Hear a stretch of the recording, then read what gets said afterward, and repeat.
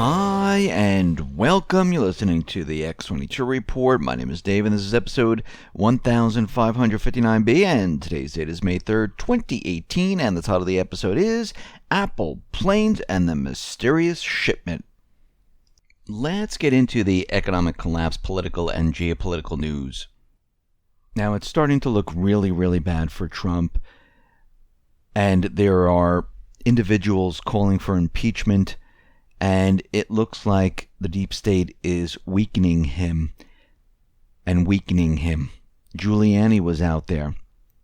And basically he made this announcement that Trump reimbursed Cohen for the $130,000 that Cohen paid to Stormy Daniels. And Trump is saying that he didn't know what this was for. He didn't know the specifics for it. He didn't know the specifics of the deal. He knew it was a general arrangement, and that Cohen would take care of things like that. And Giuliani is out there saying that this money was not campaign money. He goes, I'm giving you a fact that this is not campaign money. No campaign finance violation whatsoever. He said the money was funneled through the law firm and the president repaid it. So this is very interesting. Now, of course, the corporate media is going wild over this. I think Stormy Daniels, she's speechless because she probably is like, I've never thought this was going to happen. And we can see that things are actually changing, where it looks like CNN is going off on this and the president looks weakened. Or is this part of the plan? Well, let's go into what the corporate media is doing right now. The corporate media is out there, and they're making a very big deal about this. They're also reporting that Michael Cohen's phones and email accounts are being wiretapped and under surveillance by the special counsel Robert Mueller's investigation, and they gained all of this information by wiretapping him. And this is really not a surprise that this is happening. But the one thing that we need to understand about all of this is that when the special counsel was authorizing this, and this is Rod Rosenstein, when he authorized all of this, the investigation of the special counsel, there was a transfer of investigative authority from the FBI to Robert Mueller. Now, this is the underpinning of the insurance policy, as originally begun via the original FISA surveillance warrant granted in October of 2016. The only thing that changed was who was conducting the investigation. The appointment of the special counsel merely transferred the ongoing investigation from inside the FBI counterintelligence unit, which was Page, Strozik, Orr, and the rest, to Robert Mueller, to Aaron Zelby, Andrew Weissman. The ongoing special counsel investigation is identical in every way that the FBI was handling the FISA surveillance. I mean, the only thing that changed was the name and the participants. The current Mueller investigation is the same one initiated by the FBI in 2016. That is what is hidden in the redactions of the instructions by Rod Rosenstein. So when you look at the information, the letter from Rod Rosenstein, you'll see the black areas, those are the redacted areas, and basically this is what they are actually hiding. Now, in today's report of the wiretapping of Michael Cohen is nothing more than a discovery of the existence of the ongoing insurance policy started in 2016 as an operation to conduct political surveillance of a campaign, continuing in 2018 as an operation to conduct political surveillance of an administration. Now remember, they were doing this as an insurance policy. So before Trump became president and after Trump became president, they were finding a way to get rid of him. So the original 2016 FBI counterintelligence operation against Trump never ended. It still goes on today. The only thing that changed was the entities conducting the investigation. So it looks like right now they have been spying on him ever since, and they haven't stopped. They're trying to catch him in something where they can get rid of him and have him impeached. And this brings us to post 1287. Now, we need to go back a little bit because during this, Q came out and said, Cohen raid by FBI, public context, payment to Stormy Daniels. And we see it's special counsel and FBI raided POTUS attorney to pull Stormy Daniels' payment info. Rod Rosenstein, he signed off on this. What other docs were collected? How many places raided? Raid on the President of the United States, attorney for payment details, private case, Stormy Daniels. Think logically. How do you introduce evidence into an investigation legally? Who has everything? Methods, which info collected obtained, admissible in the court of law. Now let's insert Rudy. Remember, he brought Rudy Giuliani in for a specific reason. Now, the first public statement he made went as follows. It shouldn't take more than a week or two to come to a resolution on the probe. Think resignations, Q says. Who has the power? Now, this is the important part, I do believe, with all of this that's going on, because it seems really bad, doesn't it? Like, oh, they finally got him. He paid $130,000 to Stormy Daniels. We're going to get him impeached. We got all of it. We got the wiretap. We got all of it. But back a couple weeks ago, in this post 1287, he said, who has the power? If POTUS was in a weakened position, about to be impeached or indicted, would they resign? Why are we here?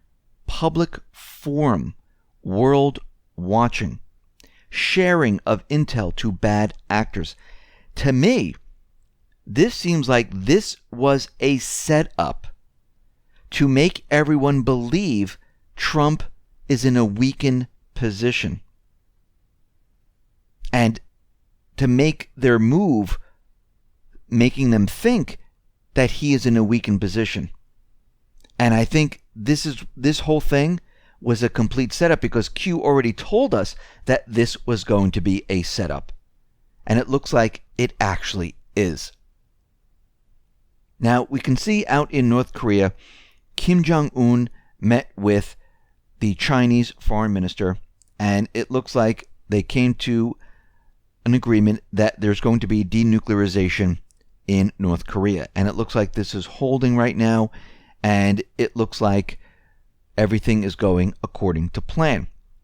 Now, what's very interesting, there was a UK signed secret deal with the Saudi military where they were supplying them with weapons to use against Yemen. And these new documents came out. And Saudi Arabia has remained by far Britain's leading arms export customers. Half of all UK exports of weapons and military equipment from 2013 to 2017 went to the kingdom. Now, most of the equipment went to the Royal Saudi Air Force, 151 of whose 324 combat aircraft are British supplied, along with weapons, ground systems, parts, and spares, and things like that. Now, the UK government insists that it isn't responsible for and cannot even necessarily know how UK supplied weapons are used after they are been shipped. And last July, the High Court agreed that, yeah, it makes no difference. Now, under a sequence of formal agreements between the UK and the Saudi government since 1973, the UK Ministry of Defense and its contractors supply not only military hardware, but also human software. Around 7,000 individuals, private employees, British civil servants, seconded Royal Air Force personnel are present in Saudi Arabia to advise, train, service, and manage British supplied combat aircraft and other military equipment.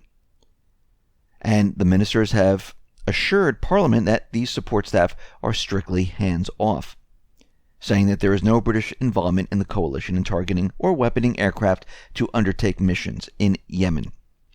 But we come to find out that this might not be true. Over the past 18 months, with the support of Joseph Rowntree Charitable Trust, Catherine Templar, and Mike Lewis, looked into the arrangement between the UK and Saudi Arabia. The UK-Saudi agreements that govern their work are classified, UK confidential, RSAF secret, and are closed from public release until 2027.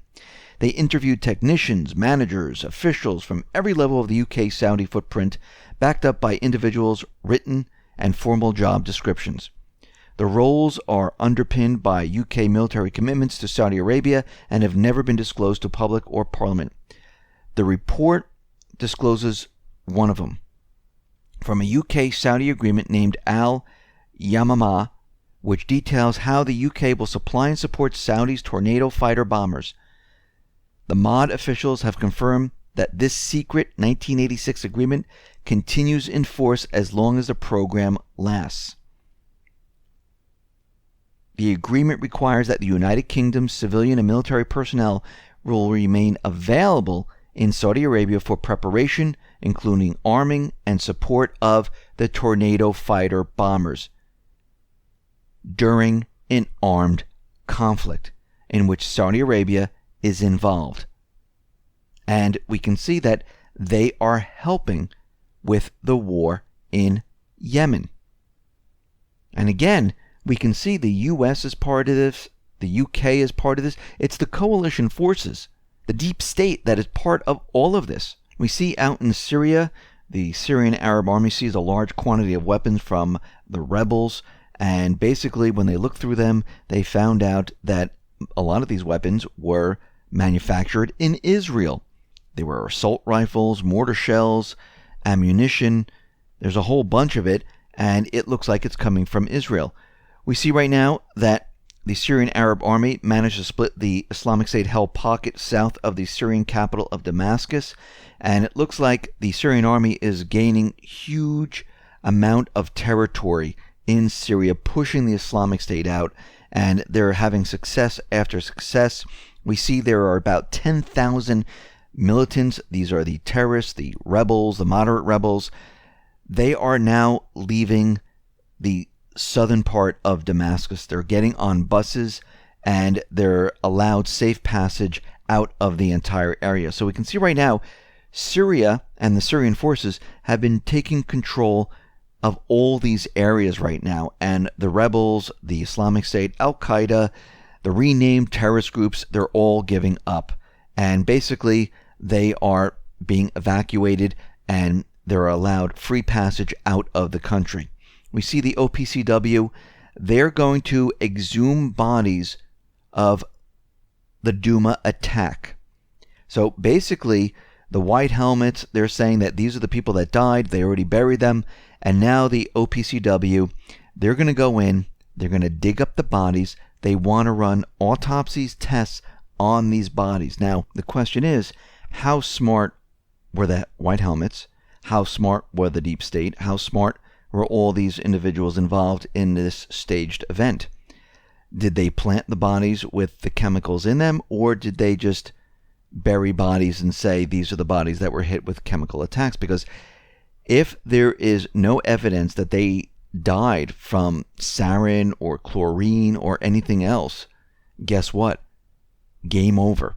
And I believe that's what we're going to see, because I don't believe they were smart enough to basically take bodies, plant evidence to show, they were killed by chemical weapons. I don't think they thought it was going to go that far. I don't even think they thought the OPCW was going to even inspect the area, because the other times there was no inspection.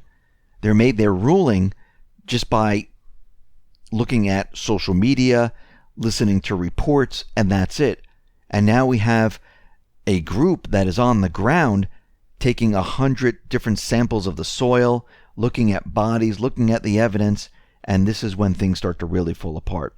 Now, yesterday we mentioned there was a WC-130 reconnaissance aircraft belonging to the Puerto Rican National Guard, and it crashed outside the area of Savannah, Hilton, the Hilton Head area, and basically there were 9 people on board, and they died during the crash. And what's very interesting about this is that this plane was in Puerto Rico in October 2017 in the aftermath of Hurricane Maria.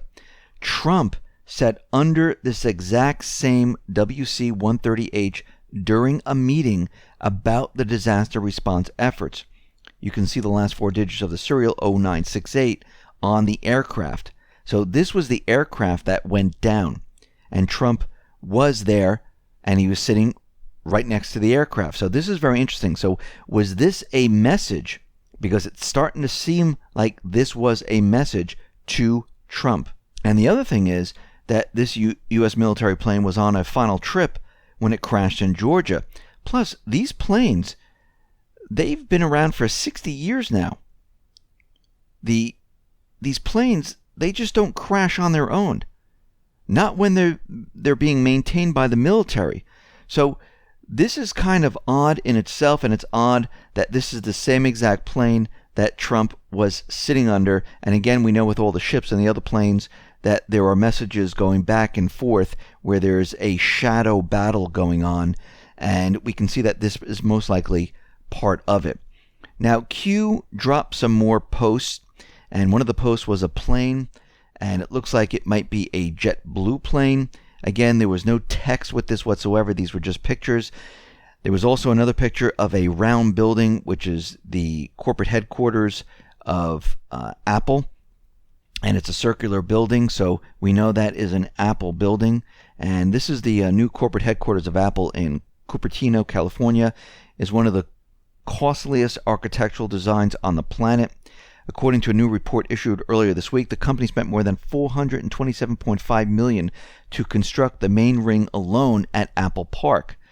The BuildZoom report studied building permits for all 15 major structures. So, is someone or something from Apple on the plane? Because we have the plane, which is JetBlue, and we have a picture of the Apple building.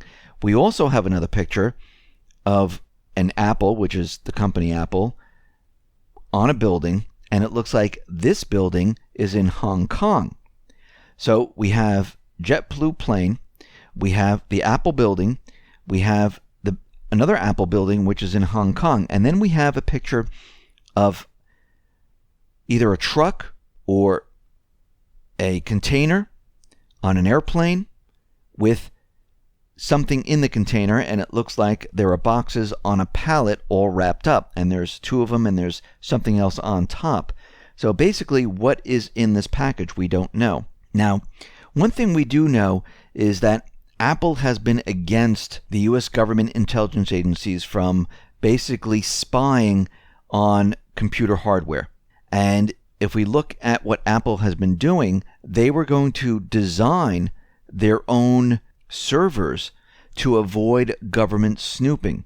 So they were going to look at every single chip. They were going to find out what all these chips were doing in the other servers, and they were going to basically create their server where there is no hidden software in these chips, so you couldn't spy on the servers, just like their iPhone.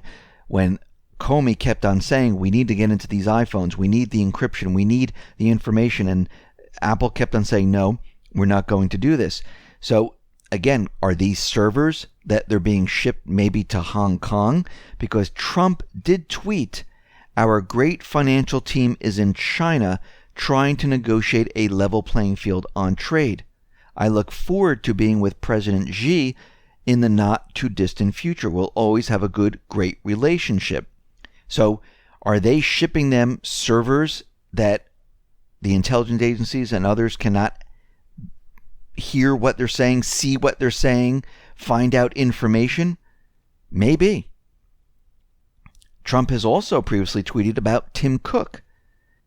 So right now, we don't know exactly what's in there, but Q has done a lot of drops regarding phones in the past, and at least one drop concerning Apple. And we know that every smartphone is a spying device. We're all being tracked.